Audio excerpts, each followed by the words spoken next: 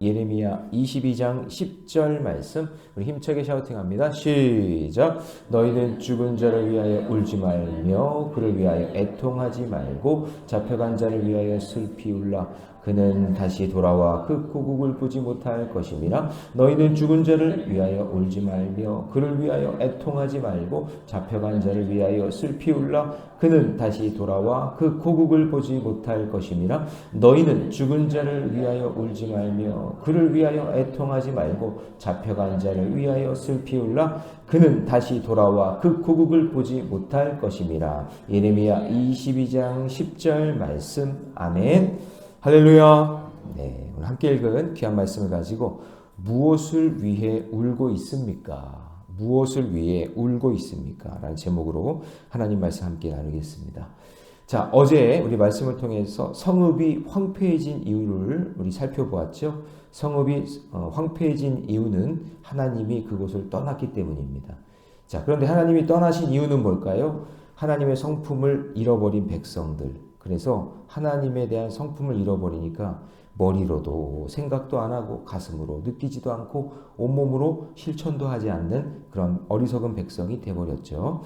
그래서 두 번째, 하나님의 말씀을 잃어버리고, 그러니까 결국에는 하나님의 성품을 잃어버리고 하나님의 말씀도 잃어버리니 하나님과의 관계가 깨져버렸죠. 예. 그래서 결국 성읍에 살고 있던 모든 사람들이 떠나서 견고한 성읍을 만들었어도 그냥 텅 빈 곳이 돼버린 거예요. 다음 세대가 없어요. 여러분, 교회는 건물뿐이 아니라 사람이 교회거든요. 우리 심령이 교회고 성전인데 다음 세대가 없다는 얘기는 더 이상 예배할 사람이 없는 거예요. 그렇게 된다는 거죠. 그러니까 견고한 성을 짓는 게 중요한 게 아니라 하나님의 성품을 알고 하나님의 말씀을 알고 그리고 하나님과의 관계가 온전하게 성립된 그런 백성들이 많아지는 것, 그게 부흥인 줄로 믿습니다. 그래서 오늘 본문을 통해서는 그렇다면 그 성읍을 공동체로 한번 생각해 보세요. 내가 속해 있는 가정, 속해, 선교회, 우리 교회, 내가 사는 직장, 일하는 생계, 이런 모든 것이 다 공동체인데 그 공동체를 성읍으로 본다면 그 공동체를 위해서 무엇을 놓고 울어야 되는지, 무엇을 놓고 기도해야 되는지 오늘 본문 말씀을 통해서 함께 살펴보도록 하겠습니다. 자, 첫 번째, 무엇을 위해 울고 있는가? 자, 첫 번째는요, 세상으로 끌려간 자를 위해 슬피 울어야 돼요. 누구를 위해서? 세상으로 끌려간 자들을 위해. 자, 하나님이 지금 죽은 자를 위해 울지 말고 잡혀간 자를 위해서 울라고 말씀하십니다. 10절 말씀 참 중요한 말씀이에요. 오늘 샤우팅한 말씀 다 같이 있습니다. 시작. 너희는 죽은 자를 위하여 울지 말고 그를 위하여 애통하지 말고 잡혀간 자를 위하여 어떻게 해요? 슬피 울라. 자, 여러분, 자, 저를 보세요. 이미 죽은 자를 위해서는 울지 않아도 되는 이유가, 물론 슬프죠. 슬프고 애통한 그런 마음이 있지만 죽은 자를 위해서는 이제 돌아올 수 없는 강을 건넜잖아요. 그렇죠? 그렇기 때문에 이제 영생과 영벌이 결정이 난 거예요. 그렇죠? 우리는 신앙적으로 그렇게 고백할 수 있잖아요. 슬픈 일이긴 하지만. 그러니까 예수 믿고 구원받은 사람은 영생이고 그렇지 않은 사람은 뭐 죄송하지만 영벌이에요. 맞죠? 예, 우리는 이거 분명하게 우리가 알고 있어야 돼요. 그래서 우리가 장례를 치르면서 늘 명심해야 되는 게, 제가 늘 얘기해요. 장례 첫 번째 예배 때 제가 유족들한테 꼭 얘기하는 게 뭐냐면, 장례 예식은 죽은 자를 위한 예식이 아니에요. 죽은 분은 이미 결정이 났어요. 천국에 가든지 지옥에 가든지. 그렇죠? 그러니까 이 땅에 남은 자들에게 하시는 하나님의 메시지가 중요한 거예요. 그게 생명의 말씀인 거예요. 그렇다고 한다면 앞으로 걱정해야 될 일은 무엇이냐면, 아직도 예수 믿지 않고 있는 자들, 이미 떠난 사람들, 죽은 분들은 어떻게 할 수가 없는 거고, 그래도 일말의 기회가 있는 주께로 돌아와야 할 그런 백성들을 향해 슬피 울라라고 하시는 거예요. 무슨 말씀인지 아시겠죠? 예. 그래서 여러분, 예수님이 어떻게 하셨어요? 예수님이 십자가에서 돌아가시면서 너무 고통스럽고 힘든 상황이잖아요. 그럴 때 예수님의 어머니 그리고 여성들이 막 와가지고 그렇게 슬피 울고 있을 때 그때 예수님이 뭐라고 했냐면 누가복음 23장 28절에서 예수께서 돌이켜 그들을 향하여 이르시되 예루살렘의 딸들아 나를 위하여 울지 말고 너희와 너희 자녀를 위하여 울라. 그 말이 뭐예요? 나는 사명 감당했어. 나는 이제 아버지 품으로 갈 거야 그 얘기거든요. 그렇죠? 근데 남겨져 있는 사람들이 예수 안 믿고 너희들 믿음 생활 엉망으로 하면 소용이 없잖니. 나는 내 사명 감당하고 가는 건데 너희들이 사명을 잃어버리고 예수를 잃어버리고 살면 안 되니까 너희들을 위해서 다음 세대 자녀들을 위해서 슬피 울어야 된다. 지금 그렇게 얘기하고 있는 거예요. 예수님이. 근데 오늘 본문에도 마찬가지예요. 오늘 본문에도 지금 여기 11절에 보시면은 여호와께서 유다 왕 요시야가 나오죠. 요시야. 이 요시야는 이미 장렬하게 전사했어요. 마지막 신앙의 불꽃이거든요. 너무나 기대했던 왕이고 너무나 잘했던 왕인데 죽었어요. 근데 너무 슬픈 거죠. 잘했던 왕이 죽었으니까. 근데 죽으면 끝난 거잖아요. 이제 강을 건너갔기 때문에 어떻게 할 수가 없죠. 그러니까 어떻게 해야 되는 거예요. 요시야 왕, 죽은 왕을 위해서 울지 말고 자 11절 말씀 같이 한번 읽어봅니다. 다 같이 시작.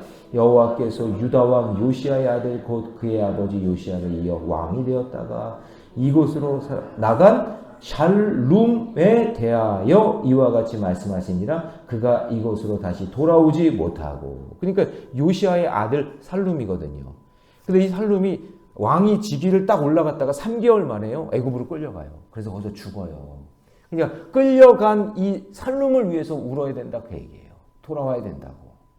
요시야 왕은 안타깝지만 이제 죽었으니까 떠나갔고 정치를 엉망으로 하고 그냥 대충 이렇게 하고 하나님 앞에 죄 짓고 이렇게 한 살룸이 애굽에 끌려갔으니까 이 사람이 다시 돌아와야 우리의 왕이 되지 않겠느냐. 그러니까 이를 위해서 울면서 기도해야 되지 않겠냐라고 이야기하는 거죠.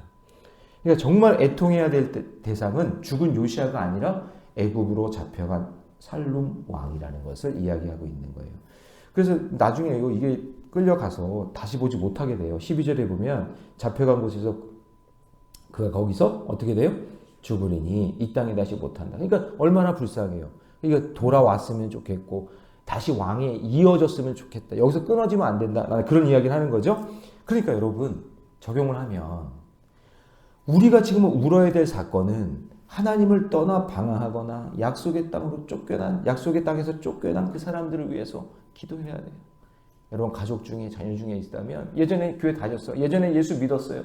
그런데 거기서 떠나서 세상 속에 방황하고 있는 그런 자들이 있다면 그들을 위해서 울어라 그 얘기예요. 그러나 그 고난을 통과하며 매를 맞더라도 다시 돌아오는 것이 복이고 무슨 일이 있어서 예수 안에서 죽는다면 그건 참된 평안이니까 그 사람이 어떤 지경에 있든지 다시 돌아와 예수를 믿는 것 그것을 위해서 여러분 기도하라 그 얘기예요. 무슨 말씀인지 아시겠죠? 예.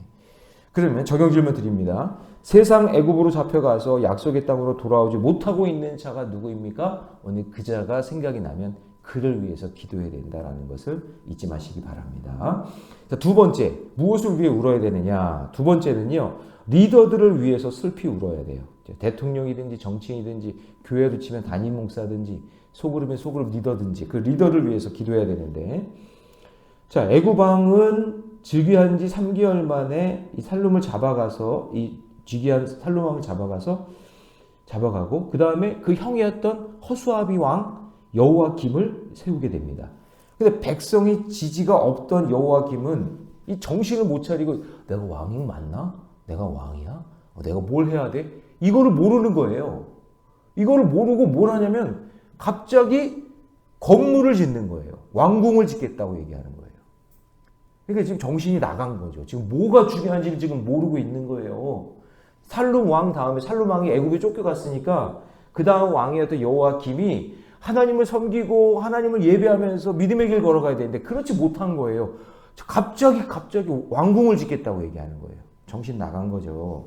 자, 여러분 13절 같이 한번 읽어봅니다. 다 같이 시작.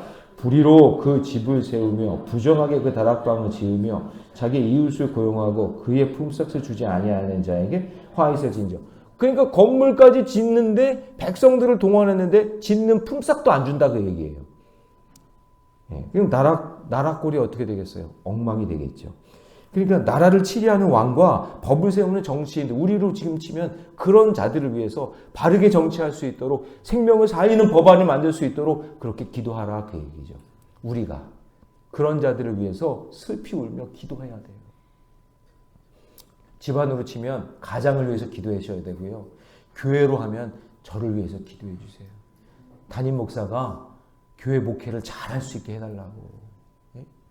리더를 위해서 눈물 흘려 기도해야 된다라는 거죠. 여러분, 사울왕이 망하게 된 배경이 뭔지 아세요? 뭐가 같아요? 사울왕이 잘못된 정치도 했지만 성경에 보면 사울왕을 위해 기도했다는 게 없어요. 사울왕은 참 어떻게 보면 불쌍한 사람이에요. 사울왕을 위해서 중보기도 하고 사울왕을 위해서 이렇게 해줬던 사람이 없어요. 근데 여러분, 다윗을 보면 다윗은 광야에 쫓겨나 헤매고 있을 때도 아둘람 공동체가 있어서 같이 기도하고 연합하는 믿음의 공동체가 있는 거예요. 여러분, 교회가 왜 귀하고 아름답고 행복한 것이냐면 그래도 교회는 날 위해 기도하는 사람이 있잖아요. 여러분, 이게 엄청나게 소중한 거예요. 세상은 그런 게 없어요. 세상은 어떻게 하면 이기려고 그러고 어떻게 하면 더 가지려고 그러잖아요. 그런데 교회는 그 사람을 위해서 기도해 준단 말이죠. 그 교회 공동체가 생명인 거고 교회 공동체가 너무나 소중한 거예요. 누군가 나를 위해 기도해 주는 사람이 있다면 그게 여러분 복이에요. 여러분, 복된 사람이에요. 정말 복된 사람이에요. 누군가 나를 위해 기도해 준다는 게 이게 얼마나 소중하고 귀한 일인데요. 자기를 위한 큰 집이나 백향목을 지어가지고 자기 영광을 위해 살려가는 이 잘못된 정치를 하고 있는 이 여호와김을 향해 기도해야 된다. 그 얘기를 지금 하고 있는데 지금 나라가 어수선하고 엉망이니까 모두가 다 기도를 안 하고 있는 것을 지금 지적하고 있는 거죠. 자, 여러분, 적용 질문 드립니다. 형통하고자 오늘 내가 살아내야 할 평범한 삶이 무엇입니까? 그 평범한 삶을 잃어버리고 자기 욕심만 채우고 있지 않은지, 혹시 나를 위해 기도해 주는 사람이 있습니까? 아니면 내가 남을 위해 기도해 주는 사람이 있습니까? 여러분, 그것이 공동체의 가장 큰 축복이라는 것을 잊지 마시기 바랍니다. 자, 마지막 세 번째, 무엇을 위해 울고 있습니까? 이기적인 사람들을 위해 슬피 울어야 됩니다. 자, 여호와김에 대한 이야기가 계속 나오는데 아버지 살룸의 이제 급작스러운 죽음을 이제 전해 듣게 됩니다. 애굽으로 끌려가는데 3개월 만에 죽어요.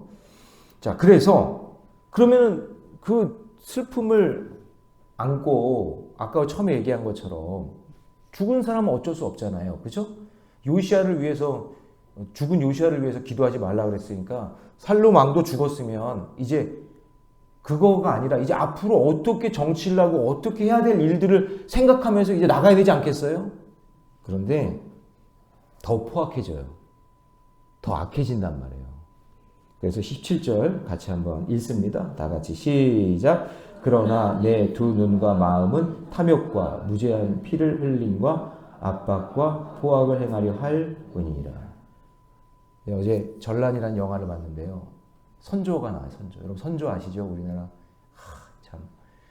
지금 백성들이요, 먹을 게 없어가지고 죽은 사람들의 시신을 뜯어먹고 있거든요. 우리나라도 그런 적이 있었어요.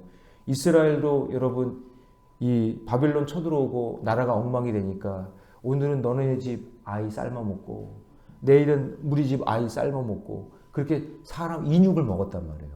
근데 여러분, 전쟁통에 먹을 게 없으니까 사람들이 죽어나가는데 그 죽어나가는 시신에 발 한쪽만 달라고.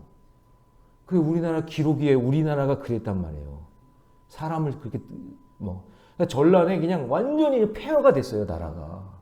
근데요, 선조가요, 백성들이 이런 나라를 놓고 도망가는 왕이 어딨냐 그래가지고 그냥 그 경복궁을 불을 질러버리거든요. 그러니까 경복궁이 다 탔는데 선조가 다시 돌아와서 하는 말이 백성들은 다 죽어나가는데 경복궁 짓자 그 얘기예요.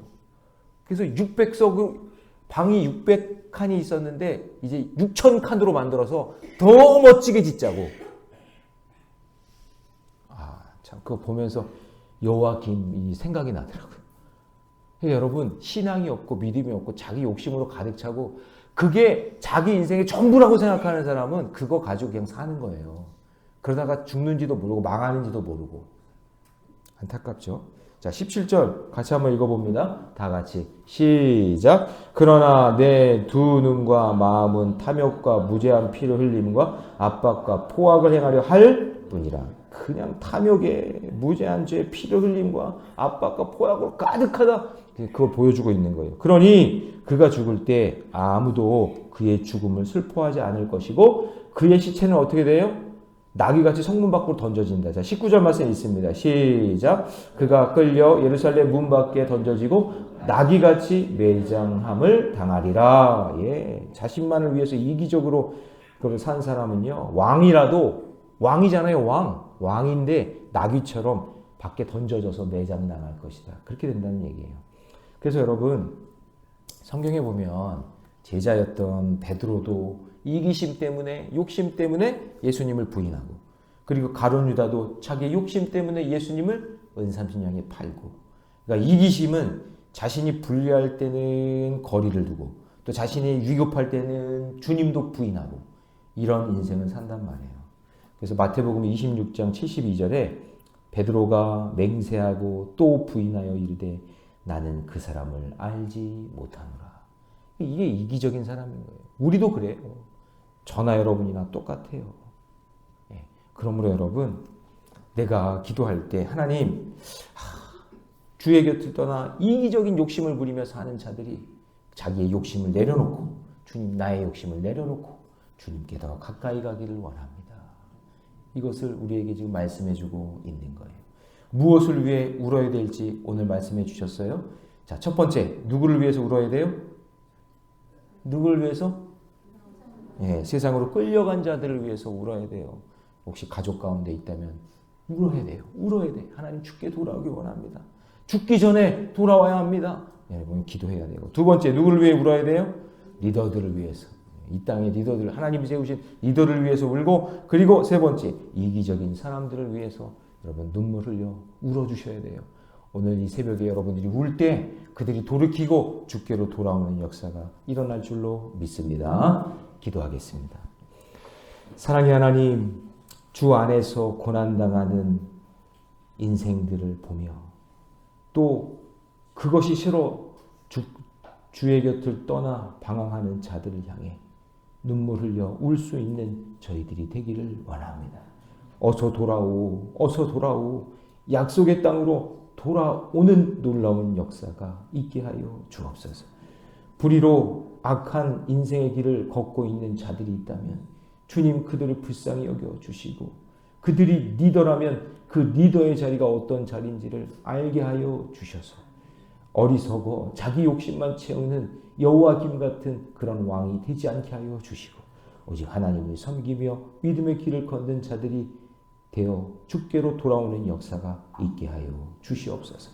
또한 먼저 나의 이기적인 욕심을 내려놓게 하여 주시고 나를 구원해 주시고 나를 위해 십자가를 온몸으로 지신 예수 그리스도를 본받아 믿음의 길 걷게 하여 주시며 오직 주님을 향해 믿음의 길 걷는 이 새벽의 용사들이 눈물로 기도할 때 하나님께서 주시는 기적을 경험하며 살게 하여 주시옵소서. 이 모든 말씀 우리 주 예수님의 이름으로 기도하옵나이다.